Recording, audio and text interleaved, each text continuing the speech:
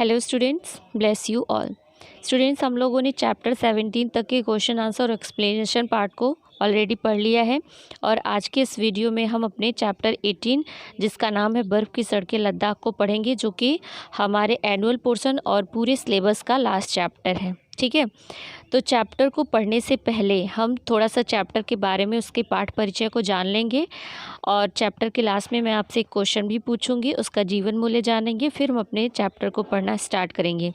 Students, एक बात और कि नेक्स्ट वीडियो में हम इस चैप्टर के क्वेश्चन आंसर को भी पढ़ लेंगे।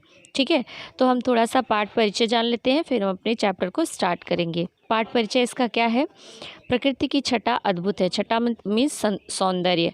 कहीं ऊंचे ऊंचे पहाड़ों के रूप में, हरे हरे मैदानों के रूप में, कहीं गहरे नीले विशाल समुद्र के रूप में, तो कहीं निपट बर्फ से ढके दुर्गम पहाड़ों के रूप में प्रकृति हमें अपनी ओर आकर्षित करती है, मतलब हमें बुलाती है।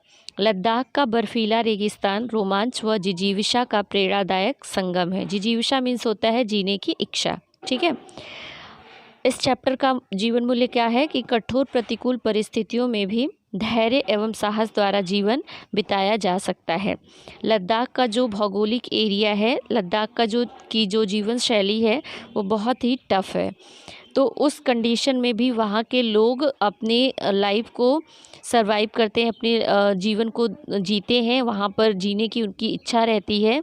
तो इस चैप्टर में यही बताने की कोशिश की गई है कि अगर परिस्थितियाँ कितनी भी प्रतिकूल क्यों ना हो, कितनी भी कठोर क्यों ना हो, अगर हमारे अंदर धैर्य एवं साहस है तो हम अपने जीवन को अच्छी तरह से व्यतीत कर सकते हैं।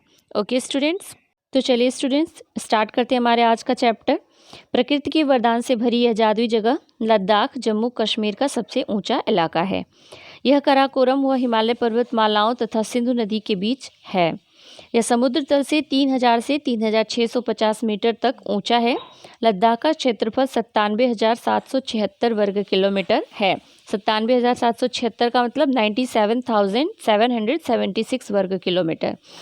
इसके उत्तर में चीन तथा पूर्व में तिब्बत की सीमाएं हैं। गार्डविन, ऑस्टिन और गाशरब्रूम यहाँ की सर्वाधिक ऊंची चोटियाँ हैं। ऊंचा हिमालय बादलों को दूसरी तरफ ही रोक लेता है, अतः यहाँ बारिश तो नहीं के बराबर होती है। यहाँ की जलवायु अत्यंत शुष्क एवं कठोर है, मीन्स यहाँ का जो क्लाइमेट है वो बहुत ही ज़्यादा शुष्क है। लद्दाख की मुख्य नदी सिंधु है। अपने अनूठे प्राकृतिक सौंदर्य के लिए लद्दाख बेमिसाल है।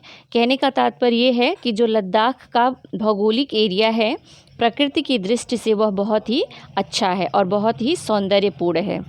ठीक, लद्दाख में बौद्ध धर्म की स्थापना 2वीं सदी में ही हो गई थी, इसलिए इसे छोटा तिब्बत भी कहते हैं। जिले की राजधानी एवं प्रमुख नगर लेह है, जिसके उत्तर में कराकोरम पर्वत तथा दर्रा है। लद्दाख में बौद्ध धर्म की स्थापना होने की वजह से इसे छोटा तिब्बत भी कहते हैं और इसकी जो राजधानी है और प्रमुख नगर उसका नाम लेह है। लेह के उत्तर में कराकोरम पर्वत तथा दर्रा है। कारगिल इस क्षेत्र का दूसरा महत्वपूर्ण जिला है, यानी कि लद्दाख का दूसरा महत्वपूर्ण जिला कौन सा है? कारगिल है। दोनों जिलों की आबादी कमोबेश एक ही जितनी है। कमोबेश का मतलब कि लगभग एक ही जितनी है। कितनी है? 1.5 लाख के आसपास, लगभग 1-1.5 लाख। ठीक, कारगिल की आबादी में मुस्लिमों का प्रतिशत अधिक 80 के ऊपर है। लेह की आबादी में बौद्धों की अधिकता है, यानी कि कारगिल में मुस्लिमों की अधिकता है और लेह में बौद्धों की अधिकता है। लेह जाने के 2 रास्ते हैं, एक श्रीनगर से और दूसरा मनाली से। दोनों रास्ते जून से नवंबर तक ही खुले रहते हैं, यानी कि नवंबर के बाद दिसंबर से लेकर मई तक वायु मार्ग का ही सहारा होता है। साल के बाकी समय में वायु मार्ग ही एकमात्र रास्ता है। मनाली से लेह का रास्ता बर्फीले रेगिस्तान से होता हुआ जाता है, यानी कि मनाली वाला जो रास्ता है वह बर्फीले रेगिस्तान का है। वहीं श्रीनगर का रास्ता अपेक्षाकृत हरा भरा है। यह रास्ता थोड़ा कम रोमांचक है, लेकिन अपेक्षाकृत अधिक खूबसूरत है। भाई, खूबसूरत तो होगा ही, क्योंकि जहाँ पे हरियाली रहेगी वहाँ पे खूबसूरती तो अपने आप आ जाएगी। लेह को केंद्र मानकर लद्दाख को 4 भागों में बांट सकते हैं। वे हैं नुब्रा, कारगिल, जास्कर और पेगांग। यानी कि लद्दाख को हम 4 भागों में बांट सकते हैं, जैसा कि यहाँ पर दिया हुआ है, नुब्रा, कारगिल और जास्कर तथा पेगांग। लद्दाख की अधिकांश जनसंख्या घुमक्कड़ है। यहाँ खेती बाड़ी नहीं होती। खेती बाड़ी कैसे होगी? जब वहाँ पर हमेशा बर्फ़ गिरता रहता है तो खेती बाड़ी होने का कोई चांस ही नहीं है। यहाँ बौद्ध धर्म और इस्लाम धर्म को मानने वाले लोगों की संख्या अधिक है। ऐसा प्रतीत होता है कि सर्दियाँ लद्दाख को बदल कर रख देती हैं। नदियाँ बर्फ़ की सड़कें बन जाती हैं। 13-14 हज़ार फुट की ऊंचाई पर रहने वाले लगभग 8 से 9 हज़ार फुट तक नीचे उतर आते हैं। मतलब भारी बर्फबारी होने लगती है। सड़कें बंद हो जाती हैं। नवंबर से फरवरी तक के 4 महीने लद्दाख पूरी दुनिया से कटा रहता है। मतलब ना तो वहाँ पे कोई जा सकता है और ना ही वहाँ से कोई आ सकता है। पहाड़ों को पार करना असंभव हो जाता है। लेह में दोनों ही संप्रदायों की महिलाओं, दोनों संप्रदायों मतलब मुस्लिम और बौद्ध, को अन्य क्षेत्रों की तुलना में अधिक स्वतंत्रता प्राप्त है। यानी कि इंडिया के जो अन्य स्टेट्स हैं उसकी अपेक्षा यहाँ की जो महिलाएं हैं, दोनों संप्रदायों की महिलाएं, उनको स्वतंत्रता ज़्यादा प्राप्त है। वे स्वतंत्र रूप से घर बाहर या व्यापारिक जगत से जुड़कर कार्य करती हैं। लद्दाखी संस्कृति की साम्यता भारतीय और कश्मीरी संस्कृति से कम और तिब्बती संस्कृति से अधिक मिलती है। इसीलिए तो इसे छोटा तिब्बत भी कहते हैं ना। लेह लद्दाखी बौद्ध लोग अपने नाम के आखिरी शब्द के तौर पर अपने गांव का नाम जोड़ते हैं। बौद्ध समुदाय में महिलाओं की स्थिति बेहद मेहनती श्रमिक की होती है। समुदाय में बौद्ध लामाओं की संख्या सर्वाधिक है जो संन्यास प्राप्त कर लेते हैं। खेती और बाजार हाट का ज़्यादातर काम महिलाएं ही संभालती हैं। वे बेहद शांत व अंतर्मुखी होती हैं। अंतर्मुखी मतलब अपने काम से काम रखने वाली। ठीक। लद्दाख में कई बार कई दिनों तक बिजली नहीं आती। दूर की जगहों जैसा कि नुब्रा तथा जास्कर इत्यादि में फ़ोन काम नहीं करते। लद्दाख के पिछड़ेपन में उसके भूगोल से अधिक उसकी उपेक्षा का योगदान है। वहाँ के स्थानीय लोग बड़े ही भले तथा मददगार होते हैं। मतलब इतने अच्छे लोग होने के बावजूद भी सरकार का लद्दाख की तरफ कोई ध्यान नहीं जाता, ना तो स्थानीय सरकार का और ना ही केंद्र सरकार का। इसलिए इसमें कहा गया है कि लद्दाख के पिछड़ेपन में उसके भौगोलिक क्षेत्र से ज़्यादा उसके उपेक्षा का योगदान है। जहाँ इतनी ठंड पड़ती है, बर्फबारी होती है और जहाँ न पत्थर है न बड़े पेड़, वहाँ के घरों की क्या खासियत होती होगी, ये हम आगे पढ़ के जानते हैं। सूझबूझ से बनाए घरों की छत समतल और मिट्टी की होती है। मीन्स वहाँ की जो छत होती है वो समतल और मिट्टी की होती है। वो इसलिए कि जब बारिश इतनी कम होती है तो ढलवा छतें बनाने की क्या ज़रूरत, पानी जमने का कोई खतरा नहीं रहता है तो ढलवा छतें बनाने की भी कोई ज़रूरत नहीं होती है। बर्फ़ भी इतनी तो नहीं गिरती कि कश्मीर के घरों की तरह ढलवा छतें बनानी पड़े। ज़्यादा बर्फ़बारी भी नहीं होती, मतलब कश्मीर से की जितना नहीं होती। बर्फ़बारी तो होती है लेकिन कश्मीर के जितना नहीं होती है। यहाँ 2 तरह के पेड़, बड़े पेड़ होते हैं, पॉपुलर और विलो।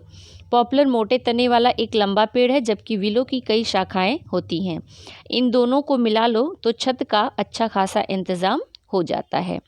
पॉपुलर के तनों को लिटाकर उस पर विलो की शाखाएं डाल दी जाती हैं। इसके ऊपर मिट्टी की कई परतें लेप दी जाती हैं। इन सबको मिलाकर बनी छत बहुत मजबूत होती है। दीवारें मिट्टी से बनी पक्की ईंटों की होती हैं। आमतौर पर दीवारें काफ़ी मोटी होती हैं, एक तो गर्मी को रोके रखने के लिए और दूसरे भारी भरकम छत को उठाए रखने के लिए। केवल घर ही नहीं, बड़े बड़े महल और मठ भी इसी तरह से बनते हैं। लेह का 1600 ईस्वी में बना 7-8 मंजिला महल भी इसी तरह बना है। यानी कि 1600 ईस्वी से लेकर अब तक जो लेह की स्थिति है वह वैसी की वैसी ही बनी हुई है। ठीक है। यहाँ की पश्मीना भेड़ बहुत बड़ी मशहूर है। पश्मीना की खासियत है इसका महीन रेशा, इतना महीन कि एक पूरी की पूरी शॉल एक अंगूठी के अंदर से निकल जाती है।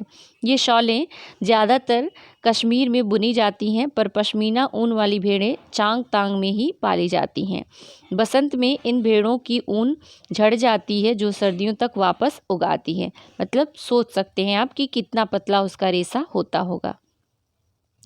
लद्दाखियों का सबसे खास त्यौहार है लोसार।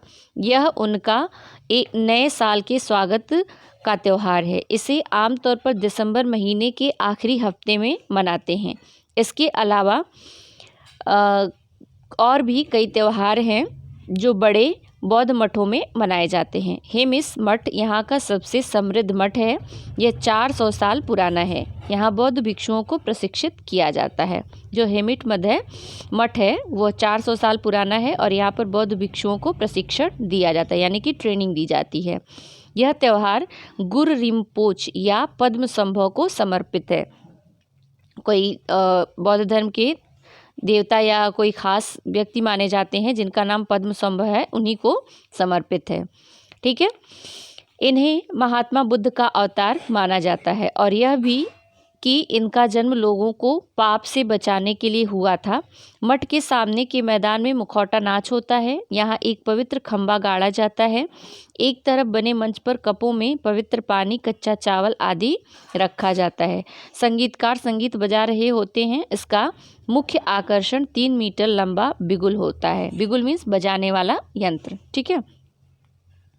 लद्दाख में ऑक्सीजन की कमी इतनी अधिक है कि हर बार अपने फेफड़ों में प्राण वायु भरने के लिए भरसक प्रयास करना पड़ता है। पेड़ों का यहाँ कोई नामो निशान नहीं है।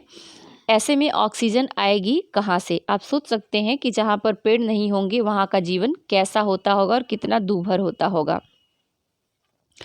महान हिमालय पर्वत श्रृंखलाएं मानसून को लद्दाख में प्रवेश नहीं करने देती। एक तो कारण है कि वहाँ पर पेड़ नहीं है और दूसरा इतने ऊंचे ऊंचे पर्वत हैं कि वहाँ पर पर्वत जो होता है वो मानसून की आने वाली हवाओं को वहीं पर रोक लेता है, मतलब दूसरी तरफ ही रोक लेता है, लद्दाख में प्रवेश ही नहीं करने देता है, जिसके कारण वर्षा नहीं होती है। पथरीली मिट्टी के कारण लद्दाख को एक पहाड़ी रेगिस्तान भी कहा जाता है। यहाँ अर्थव्यवस्था का आधार सेना, पर्यटन और पशुपालन ही, मतलब यहाँ पर जो पैसे वैसे कमाने का ज़रिया है वो अर्थव्यवस्था, मतलब उसी को अर्थव्यवस्था कहते हैं। सेना है, एक तो सेना है, दूसरा पर्यटन, मतलब लोग पर्यटक जो देखने जाते हैं, घूमने फिरने जाते हैं, और पशुपालन है। लेह में नीमो गांव के पास सिंधु और जास्कर नदियों का संगम है। जास्कर नदी अपने ही नाम की पर्वत श्रृंखला से निकलती है और सिंधु में मिल जाती है, जबकि सिंधु नदी कैलाश पर्वत के उत्तर से निकलती है और बाद में बटालिक के पास पाकिस्तान में प्रवेश कर जाती है। जास्कर का रंग नीला जबकि सिंधु का रंग दुधिया सफ़ेद होता है। तब सिंधु नदी में चेनाब, रावी, सतलुज, झेलम, ब्यास और उत्तर पश्चिमी सीमांत प्रांत से आने वाली 2 और नदियां मिलती हैं, जिनसे सप्त डेल्टा का निर्माण होता है। ठीक है। लद्दाख अपने पहाड़ों और रास्तों के अलावा अपनी घाटियों और बौद्ध मठों के लिए भी जाना जाता है। लेह, रूपसू, साल्ट, पदुम, स्योक, सुर, नुब्रा और जास्कर जैसी खूबसूरत घाटियों से सुसज्जित इस भूमि पर अलची, लामायुरु, लेकिर, थिक्से, हेमिस और स्तोक जैसी विश्व प्रसिद्ध मोनेस्ट्रियाँ अपने आप में 1000 साल पहले के इतिहास और संस्कृत की धरोहर समेटे हुए हैं। इनमें बौद्ध तथा कश्मीरी परंपरा का प्रभाव अधिक दिखता है। यहाँ पर दिखाता है का मतलब है दिखता है, यानी कि जो यहाँ की मोनेस्ट्रियाँ हैं इनमें बौद्ध तथा कश्मीरी परंपरा का अधिक प्रभाव दिखाई देता है। ठीक है। मोनेस्ट्रियाँ का मतलब होता है बौद्ध मठ। चीन की सीमा के पास पैगांग झील है। इस झील से नमक प्राप्त किया जाता है। लद्दाख के दूसरे हिस्सों में रहने वाले यहाँ दूसरी चीज़ें देकर नमक ले जाते हैं। दुनिया में ऐसी जगहें अब कम ही हैं जहाँ हिम तेंदुए बचे हैं। लद्दाख इनमें से एक है, लेकिन अब यहाँ भी इनकी संख्या तेज़ी से कम होती जा रही है। एक तो इनके फर की मांग के कारण उनका शिकार हो रहा है और दूसरे मवेशियों को खा जाने के कारण लोग इन्हें मार डालते हैं। अब यहाँ मुश्किल से 200 हिम तेंदुए बचे हैं। यहाँ पाए जाने वाले पशु पक्षी हैं ब्लू शीप, चकतेर, रेड विल्डचोध, मरमोट आदि। निस्संदेह लद्दाख का जीवन बहुत कठिन है। प्रकृति के अंतर विरोधों के बीच संघर्षरत लद्दाख सदैव सभी के आकर्षण का केंद्र रहा है। आई जस्ट होप कि पूरा चैप्टर पढ़ने के बाद आपको समझ में आ गया होगा कि जो लद्दाख की जीवन शैली है वो कितनी टफ है। इतनी टफ सिचुएशन, इतनी टफ कंडीशन में रहने के बावजूद भी लोग वहाँ पर सरवाइव करते हैं। ये अपने आप में एक बहुत बड़ी बात होती है। फिर भी वहाँ पर जीने की इच्छा है उनकी, और फिर भी वहाँ का जो भौगोलिक एरिया है, जो वहाँ का क्लाइमेट है, लोगों को अपने सौंदर्य से आकर्षित करता रहता है। ठीक है, तो आई जस्ट होप कि आपको ये चैप्टर समझ में आ गया होगा। चैप्टर के लास्ट में हम थोड़ा सा इसका शब्दार्थ भी देख लेते हैं, तो चैप्टर हमें थोड़ा सा अच्छे से क्लियर हो जाएगा और आपका रिवीजन भी हो जाएगा। अनूठा मीन्स होता है अनोखा, बेमिसाल मीन्स जिसका उदाहरण न दिया जा सके, साम्यता मीन्स समानता, सर्वाधिक मीन्स सबसे अधिक, खासियत मीन्स विशेषता, महीन मीन्स बारीक सूक्ष्म, मोनेस्ट्रिया मीन्स बौद्ध मठ, सुसज्जित मीन्स सुंदर रूप से सजा हुआ, संघर्षरत मीन्स जूझते हुए, मवेशी मीन्स जानवर। ठीक है, तो स्टूडेंट्स ये था हमारा आज का चैप्टर। मिलते हैं नेक्स्ट वीडियो में इसी चैप्टर के क्वेश्चन आंसर के साथ। तब तक के लिए bye bye and have a good day. Bless you all.